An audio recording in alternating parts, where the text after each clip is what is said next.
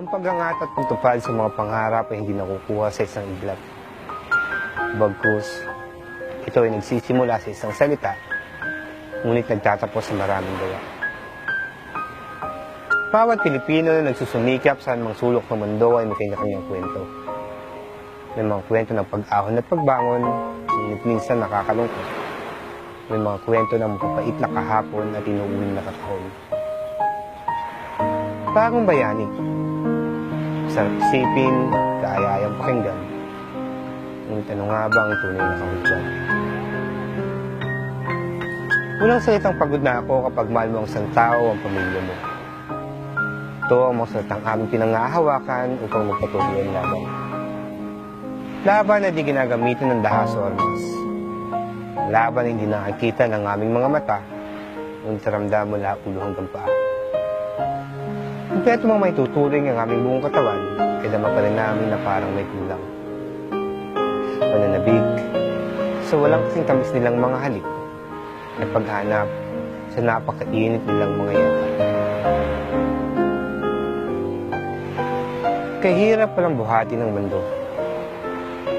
Gilan ng luwang hahalik sa pisngi mo, at hilahin ang kadena ng pagkalungkot at sakripisyo. Ngunit katulad ng isang bata na binigyan mo ng konting barya, ay simple lang naman sa amin ang mga pagpapasaya. Dahil sa bawat ingat, salamat, kamusta, mahal kita, mga salitang inyong binibigkas, yun sa amin ang patuloy na nagpapalakas. Pagpapahalaga sa bawat sakripisyo naming naalay para sa inyo, yun lang sapat na para kami ay lumigyan. Ng ibang bansa ka lang, marami nagsasabi, mayaman ka na. Siguro nga mayaman kami. Mayaman sa kalungkutan, mayaman sa mga resibo mula sa mga remittance center na sumusuyo namin buwan-buwan, mayaman sa mga labada, kalyo, instant noodles, delata, na aming pinagtsatsagaan may raos lamang kalam ng aming mga tiyan. Ngunit sino nga ba ang dapat inggitan na tawaging maganda ang kapalaran? Kami ba na nagsusumika para kumita ng di kalakihang pera? O kayo na tumatanggap ng pagmamahal namin na kailan hindi matutumbasan ng anumang halaga? Kami ba na nananabik makita at madama ang iyakap ng aming pamilya? O kayo na nasa Pilipinas na masaya sa piling nila?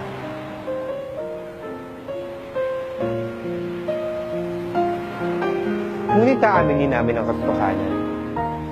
Kami ay parang mapagpanggap at puro kasinungalingan lamang alam. Mapagpanggap kasi minsan kailangan namin magmalakas para ikubli ang aming kailangan. Kailangan namin tumawa para matabunan ng lungkot na aming nadarama.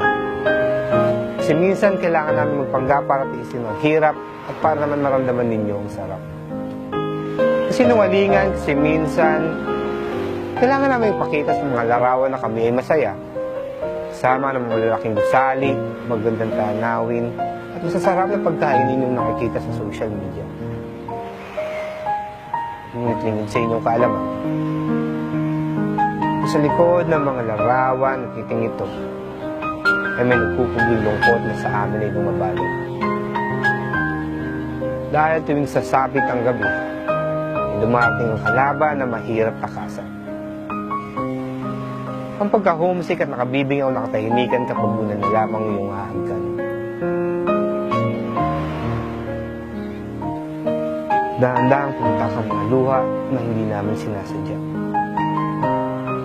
Unti-unting natabunan ng maghapong kasiyahan ng magdamag na kalungkutan na animoy waring lumot na lumabalot at nagpapahina sa naglalakas-lakasan namin katawan. Napakahirap ng malayo sa iyong minamahal. Walang sugat, pero nagdurog. Malaya, ngunit nakakulong. Masaya, ngunit may luha sa mga mata.